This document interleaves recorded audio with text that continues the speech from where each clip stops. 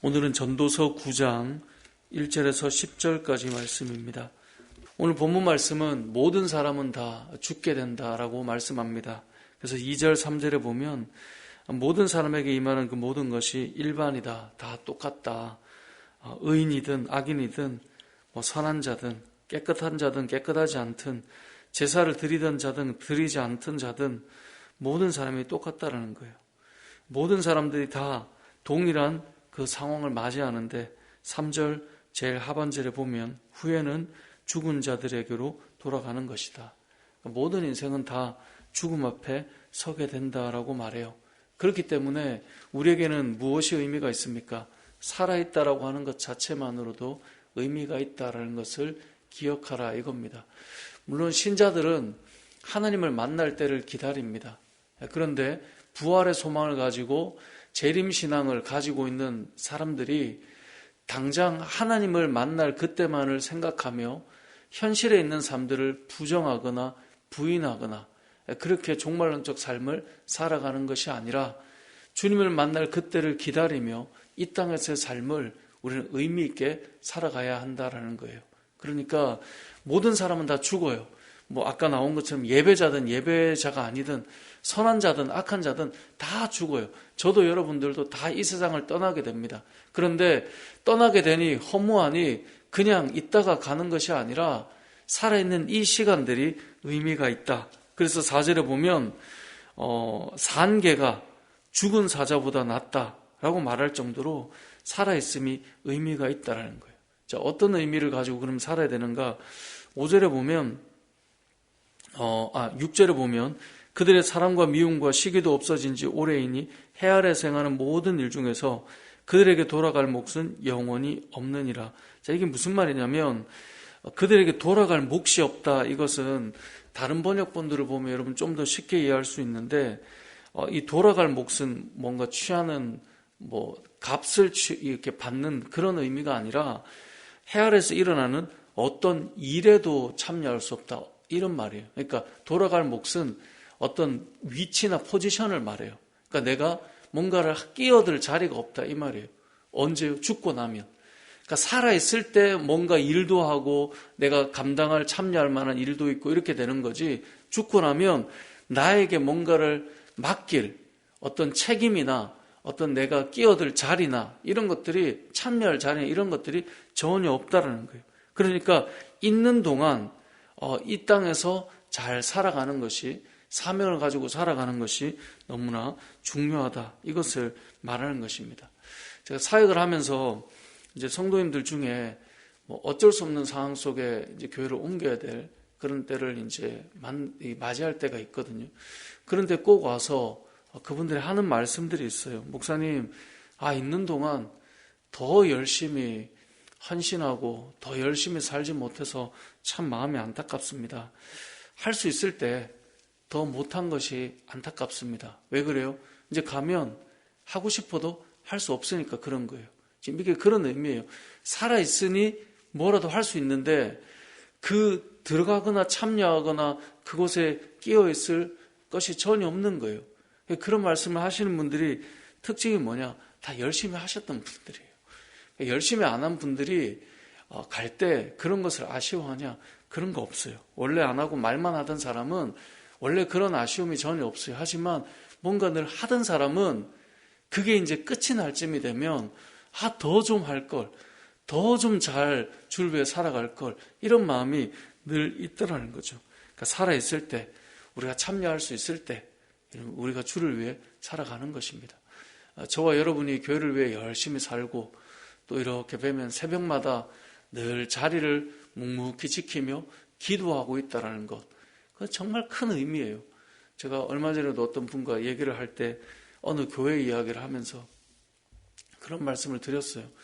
교회에 대해서 이런 말 저런 말 해도 그 교회는 제가 볼 때는 그래도 흔들리지 않을 거다. 왜냐하면 거기에는 늘 기도하는 분들이 계시더라.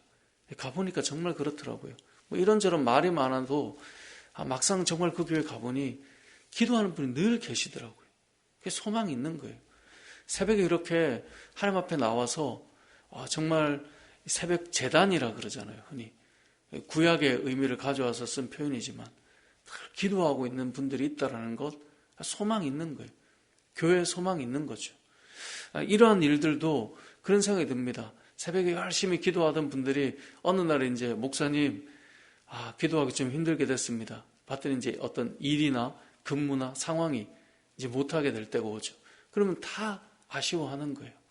오늘 본문의 내용이 1차적으로는 그것을 말하는 것입니다. 우리 모든 사람은 다 세상을 떠나게 됩니다. 그 전에 우리가 이 땅에서 하나님께서 허락하신 것을 기쁨으로 참여하고 주의 일을 위해 우리가 주를 위해 살아가며 주의 일을 감당하는 것, 그것이 우리에게 복이다라고 말씀하고 있는 거예요.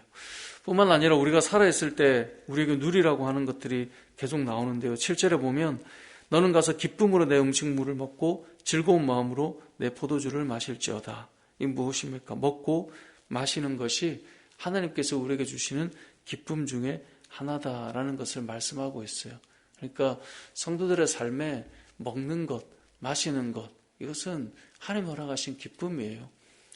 우리가 때로는 너무나 금욕적인 삶을 살아가는 것, 그것이 필요한 시간이 저는 있다고 봅니다. 우리가 금식을 하고 또 우리가 기도를 하고 또 더 하나님 앞에 경건하게 나아가기 위해서 다른 것들을 좀 내려놓는 시간들이 필요하지만 기본적으로 하나님께서 우리에게 주신 음식을 먹고 마시고 즐거워하는 것, 우리에게 허락하신 기쁨이라는 것이죠. 또한 8절에 보면 내 의복을 항상 희게 하고 내 머리에 향기름을 그치지 아니하도록 해라 라고 말합니다. 이 무엇을 말합니까? 의복을 항상 희게 한다, 머리에 향기름을 그치지 않게 한다. 이것은 우리가 입고 살아가는 것, 늘 단정하고 또 사람이 뭔가 정갈하게 살아가야 하는 것, 그건 성도에게 허락하신, 하나님께서 우리에게 허락하신 기쁨이라는 거예요. 우리가 주님 어차피 만날 거고 어차피 하나님 앞에 갈 건데 뭐 대충 살다가 가는 거지, 그게 아니라는 거예요. 우리 오늘 하루를 살 때도 단정하고 또 정갈하게 또 그 사람을 만날 때 뭔가 향기 나는 그런 삶이 될 수 있도록 그런 모습을 갖추며 살아가는 것, 그것도 기쁨이라는 것입니다. 그러니까 7절에는 먹는 것, 8절에는 입는 것, 그런 부분에 대해서 말씀하고 있죠.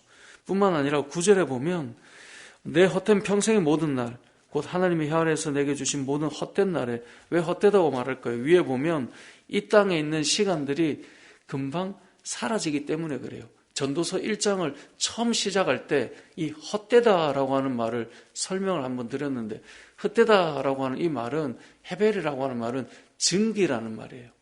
증기라는 말은 뭐예요? 이렇게 눈에 보이다가 싹 사라지죠.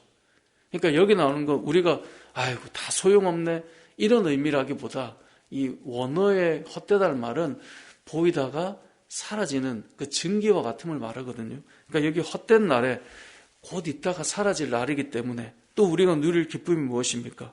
9절 중반에 보니까 내가 사랑하는 아내와 함께 즐겁게 살지어다. 그것이 내가 평생의 헤아려서 수고하고 얻는 내 몫이다. 그러니까 가정을 이루고 아내와 남편이 행복하게 살아가는 것, 그게 얼마나 크고 놀라운 복이겠습니까? 그 믿는 자들이 가정을 왜 다 잘 꾸리며 살까요? 믿는 자들의 삶을 보면 다 가정들을 아름답게 만들어가기 위해 많이 애를 씁니다. 많이 수고를 합니다. 그러면서 그 안에서 누리는 기쁨을 찾아서 살아가게 됩니다. 세상은 점점 가정이 무의미한 것처럼 말하고 가르치고 있어요. 세상은 점점 결혼이 무가치한 것처럼 말하고 있어요. 하지만 저는 믿는 자들이 거기에 대한 책임을 좀 져야 된다고 생각하는데요. 왜냐하면 믿는 자들조차 가정의 무의미함을 자꾸 말해요. 그렇지 않아요. 가정이 얼마나 기쁘고 하나님 허락하신 그 감사와 감격이 흐르는 곳인지 우리는 잘 알고 있잖아요. 하나님께서 만들어두신 그 가정의 의미를 알잖아요. 그것이 우리의 삶 속에 주시는 기쁨인 거예요. 그래서 9절에 보면 우리가 이 땅에서 누리는 즐거움이 무엇인가, 이 가정을 통해 누리는 기쁨이 있다라는 것이죠. 그리고 10절에 보면 내 손이 일을 얻는 대로 힘을 다하여 할지어다. 이것은 처음에 말한 것처럼 마무리로 한 번 더 생각해 본다면 이 땅에서 주어진 일이 있어서 그것을 열심히 하고 사는 게 복이라는 것입니다.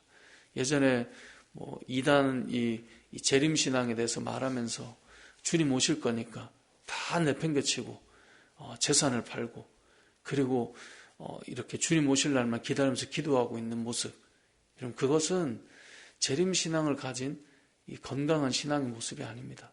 우리는 오늘 하루도 우리에게 주어진 그 하나님의 사명을 맡아서 그 일들을 하고 감당하다가 주님이 오실 때 주님을 맞이하는 거예요. 그래서 우리가 엉뚱한 데 있다가 주님 만나지 않도록 오늘 하루도 늘 그 마음을 가지는 거죠. 내가 저 일 하다가 저기서 놀다가 저렇게 있다가 주님 오시면 여러분 얼마나 부끄럽겠어요. 갑자기 주님이 여기 있을 때 앞으로 오셔가지고 이럴 수는 없잖아요. 우리에게 맡겨진 오늘 하루의 일을 잘 감당하고 있다가 주님이 오실 때 주님을 맞이하는 것, 그게 성도의 삶의 기쁨인 것입니다. 말씀을 정리하겠습니다. 모든 사람은 다 죽음을 맞이합니다. 저도 여러분도 다 이 세상을 떠나게 됩니다.